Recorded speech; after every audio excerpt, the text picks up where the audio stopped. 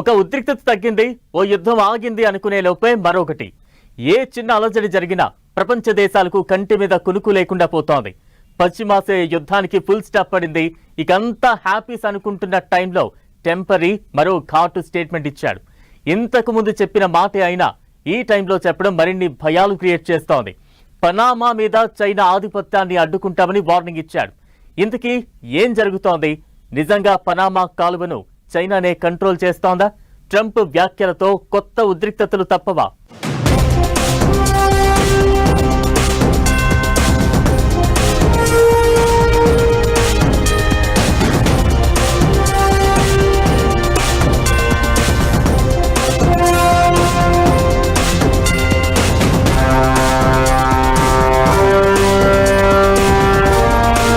Panama కాలువపై చైనాకు Trump warning.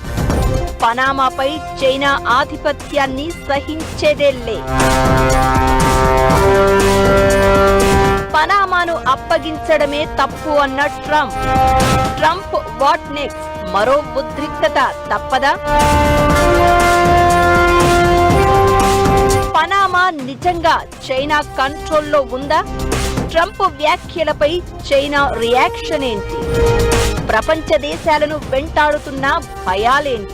Panama కాలువ విషయంలో మొదటి నుంచి వివాదాస్పద వ్యాఖ్యలు చేస్తున్న ట్రంప్ ఇప్పుడు మరో బాంబు పేల్చారు.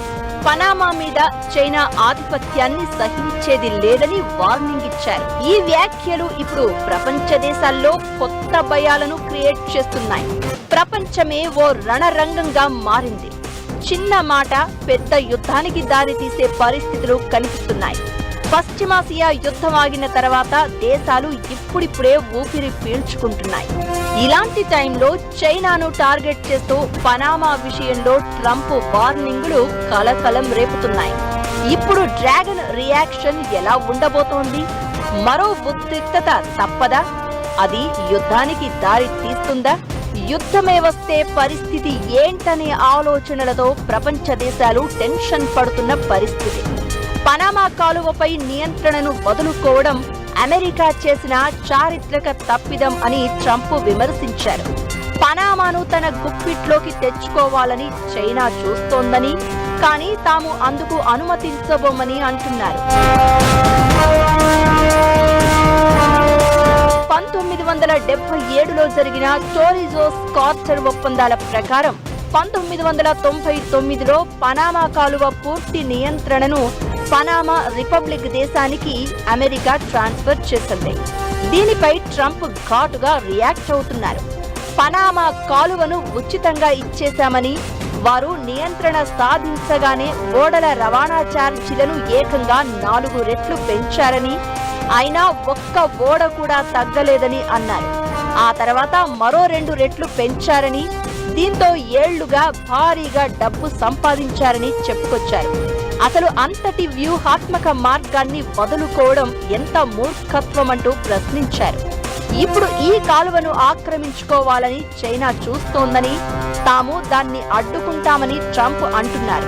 పనామా కాలువ ప్రపంచ వాణిజ్యానికి కీలకమైన జల మార్గం కావడంతో దానిపై డ్రాగన్ కంట్రీ ప్రభావం పెరగడం అమెరికా వ్యూహాత్మక ప్రయోజనాలకు విరుద్ధమని అభిప్రాయం వ్యక్తం చేశారు ట్రంప్. పనామా విషయంలో చైనాను టార్గెట్ చేస్తూ ట్రంప్ ఇలాంటి వ్యాఖ్యలు చేయడం ఇదేం కొత్త కాదు. ఎన్నికలకు ముందు నుంచి ఇలాంటి దూకుడు మీదే కనిపిస్తున్నారు. పనామా కెనాల్ ను చైనా ఆపరేట్ చేస్తోందని, చేతుల్లోకి తీసుకునే ప్రయత్నం చేస్తోందని, దీన్ని ఎట్టి పరిస్థితుల్లో అమెరికా తిరిగి స్వాధీనం చేసుకోవడం ఖాయమంటున్నారు ట్రంప్. దీంతో అసలు పనామా కాలువను నిజంగా చైనా కంట్రోల్ చేస్తుందా అనే చర్చ జరుగుతోంది. కాలువకు 2 చివరలో ఉన్న కీలక పోర్టులను హాంకాంగ్ బేస్డ్ కంపెనీ అయిన సీకే హచిసన్ నిర్వహిస్తోంది. అయితే ఈ సంస్థను వెనక నుండి నడిపిస్తోంది చైనానే అని, ఓవరాల్ గా కెనాల్ ను ఆ దేశం పరోక్షంగా కంట్రోల్ చేస్తోంది అనేది ట్రంప్ వాదన.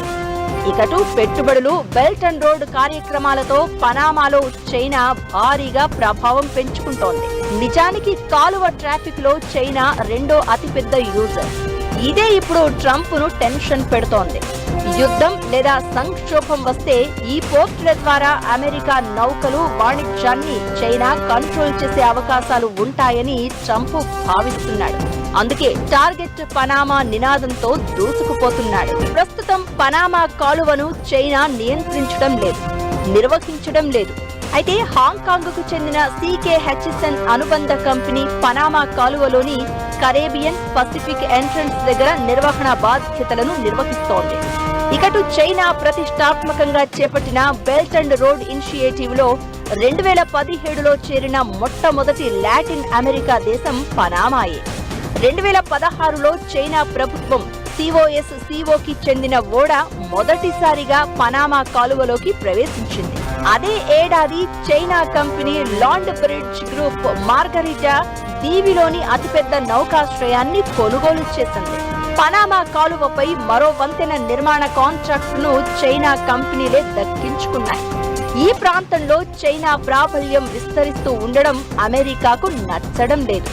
సాంకేతికంగా కాలువపై హక్కులు తమవే అని, మరో దేశం చేతుల్లోకి కాలువ వెళ్తోందని, పరాయి దేశం తన కంపెనీల ద్వారా కాలువపై పెత్తనం సాగిస్తుందనేది మొదటి నుంచి ట్రంప్ సర్కార్ వాదన. పనామా విషయంలో ట్రంప్ కోపానికి చాలా కారణాలు కనిపిస్తున్నాయి. లాటిన్ అమెరికాలో చైనా విస్తరణను అడ్డుకోవాలి అనేది ఆయన వ్యూహం. అందుకే కాలువను తిరిగి స్వాధీనం చేసుకుంటామని పదే పదే చెప్తున్నారు. అయితే పనామా అమెరికా చేతుల్లోకి వెళ్తుందా అంటే పూర్తిగా సాధ్యమయ్యే పరిస్థితి లేదు.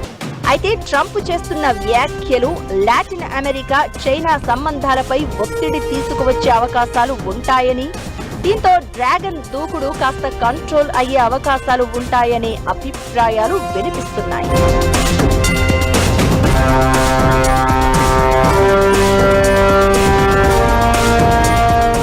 82 కిలోమీటర్ల పొడవు, వందల ఏళ్ల చరిత్ర ఉన్న పనామా కాలువ విషయంలో ట్రంప్ చాలా సీరియస్ గా కనిపిస్తున్నారు. ఎట్టి పరిస్థితుల్లో చేజెక్కించుకుని తీరుతామని ప్రకటనలు చేస్తున్నారు. ఆ కెనాల్ మీద ట్రంప్ ఎందుకు కన్నేశారు? అసలు ఈ కాలువ అమెరికాకు ఎలా కీలకంగా మారింది? ట్రంప్ మాత్రమే కాదు, గతంలోనూ కొందరు అధ్యక్షులు ఇలాంటి ఆలోచనలే చేశారా? పనామా చరిత్ర ఏం చెబుతోంది? పనామా కెనాల్ మీద ట్రంప్ నజర్ ఎందుకు? ఈ కాలువ అమెరికాకు ఎందుకంత కీలకం? పనామా కాలువ చరిత్ర అసలేం చెప్తోంది? 82 కిలోమీటర్లు కాలువ చుట్టూ ఏం జరుగుతోంది? గత అధ్యక్షులు ఇలాంటి ప్రయత్నాలే చేశారా? పనామా కాలువ ఫీజులు తగ్గించాలని, లేదంటే కంట్రోల్ను తమకు అప్పగించాలని ట్రంప్ మొదటి నుంచి డిమాండ్ చేస్తున్నారు. అమెరికా కార్గో షిప్లకు సెంట్రల్ అమెరికా దేశమైన పనామా మితిమీరిన ఛార్జీలు వసూలు చేస్తోందనేది ట్రంప్ ఆరోపణ. పనామా కాలువ గతంలో అమెరికాకు కీలకమైన జాతీయ ఆస్తి అంటూ గతంలో ట్రంప్ చాలాసార్లు ప్రకటనలు చేశారు. అయితే పనామా మీద ఈ రేంజ్ లో ట్రంప్ కన్నేయడం వెనుక చాలా కారణాలు కనిపిస్తున్నాయి. 82 కిలోమీటర్ల పొడవైన పనామా కెనాల్ అట్లాంటిక్, పసిఫిక్ మహాసముద్రాలను కలుపుతుంది. దీన్ని 1900 ప్రారంభంలో నిర్మించారు.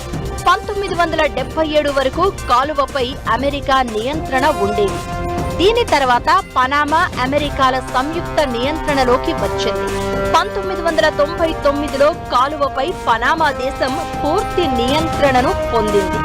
పనామా కాలువ మీదుగా ఏటా దాదాపు 14,000 నౌకలు ప్రయాణిస్తాయి. వీటిలో కార్లను మోసుకెళ్లే కంటైనర్ షిప్లు, అలాగే చమురు, గ్యాస్, ఇతర ఉత్పత్తులను రవాణా చేసే ఓడలు కూడా ఉంటాయి. పనామా కెనాల్ అనేది 2 మహాసముద్రాలను కలుపుతూ ఇంజనీర్లు సృష్టించిన అద్భుతం. 1994లో సివిల్ ఇంజనీరింగ్ 7 వండర్స్ లో ఒకటిగా పనామా కాలువ గుర్తింపు పొందింది. ఈ కాలువను 1914లో ప్రారంభించారు. అంటే కాలువ మొదలై 112 ఏళ్లు పూర్తయ్యాయి. కెనాల్ ను ప్రపంచ వాణిజ్యంలో విప్లవాత్మక మార్పుగా పరిగణిస్తూ ఉంటారు. ఇక పనామా నగరం భారీ బిల్డింగులకు ప్రసిద్ధి. దుబాయ్ ఆఫ్ లాటిన్ అమెరికా అని కూడా దీనికి పేరు. పనామా ప్రగతికి ఈ కాలువ ఇంజన్లా మారింది. కాలువను పనామా స్వాధీనం చేసుకున్నప్పటి నుంచి దాని నిర్వహణ తీరుపై ప్రశంసలు అందుకుంది. ఈ కాలువ నుంచి ఏటా వేల కోట్ల రూపాయలకు పైగా ఆదాయాన్ని పనామా ప్రభుత్వం అందుకుంటోంది. అయితే మొత్తం ప్రపంచ వాణిజ్యంలో కేవలం 5% మాత్రమే ఈ కాలువ ద్వారా జరుగుతూ ఉంటుంది. కొత్త సూపర్ ట్యాంకులు ఈ కాలువ గుండా ప్రయాణించడం కష్టంగా ఉంటుంది. కాలువను విస్తరించేందుకు పనామా $100 కోట్ల ఖర్చు చేస్తోంది.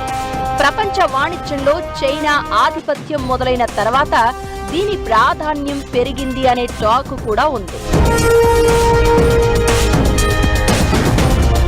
రెండు సముద్రాలకు మధ్య ఉన్న చికెన్ నెక్ పొడవున పనామా కాలువ తవ్వడంతో 20వ శతాబ్దం ప్రపంచ నౌకా వాణిజ్యం కొత్త మలుపు తిరిగింది. ఆ సముద్రపు ఒడ్డు నుంచి ఈ సముద్రపు ఒడ్డు వరకు కాలువ పొడవు 82 కిలోమీటర్లు.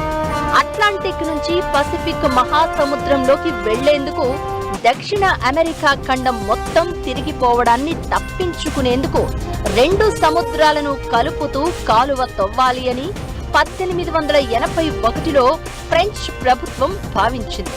ఆ తర్వాత 2 దశాబ్దాల పాటు చాలా ప్రయత్నాలు చేసినా రకరకాల కారణాలతో ఈ కాలువ పనులు ప్రారంభం కాలేదు.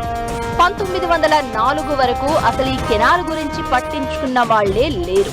1904లో అమెరికా ముందుకు వచ్చింది. రకరకాల మలుపుల తర్వాత 10 ఏళ్లలో ఆ కాలువ నిర్మాణం పూర్తయింది. 1914 ఆగస్టు 15న పనామా కాలువ ప్రారంభమైంది. అప్పుడు అమెరికా అధ్యక్షుడు థియోడర్ రూజ్వెల్ట్ 1979లో జిమ్మీ కార్టర్ అధ్యక్షుడిగా ఉన్నప్పుడు కెనాల్ పనామా దేశం చేతికి వచ్చింది. అడ్మినిస్ట్రేషన్ పనామా కెనాల్ అథారిటీ పరిధిలోకి వచ్చింది. ఇప్పుడు ట్రంప్ బెదిరిస్తున్నట్లుగానే 1999లో జార్జ్ బుష్ కూడా పనామా దేశాన్ని స్వాధీనం చేసుకుని మాన్యయల్ నోరాగాను పదవి నుంచి దింపేశాడు. ఆ తర్వాత 2 దేశాల మధ్య సంబంధాలు నార్మల్ అయ్యాక కెనాల్ను మళ్లీ పనామాకు అప్పగించారు. ఇప్పుడు ట్రంప్ పనామా దేశాన్ని కాకుండా పనామా కాలువను స్వాధీనం చేసుకుంటాను అని అంటున్నాడు. చైనా కెనాల్ను కంట్రోల్లోకి తీసుకునే ప్రయత్నం చేస్తుందని, అడ్డుకుని తీరుతామనే ప్రకటనలు చేస్తున్నాడు. మరి ఈ వ్యాఖ్యలపై చైనా నుంచి ఎలాంటి రియాక్షన్ వస్తుంది? అది ఎలాంటి పరిస్థితులకు దారి తీస్తుంది? నిజంగా కెనాల్ను దక్కించుకునేందుకు ట్రంప్ రంగంలోకి దిగుతారా? అదే జరిగితే ఎలాంటి పరిణామాలకు కారణమవుతుందనే భయాలు ప్రపంచాన్ని వెంటాడుతున్నాయి.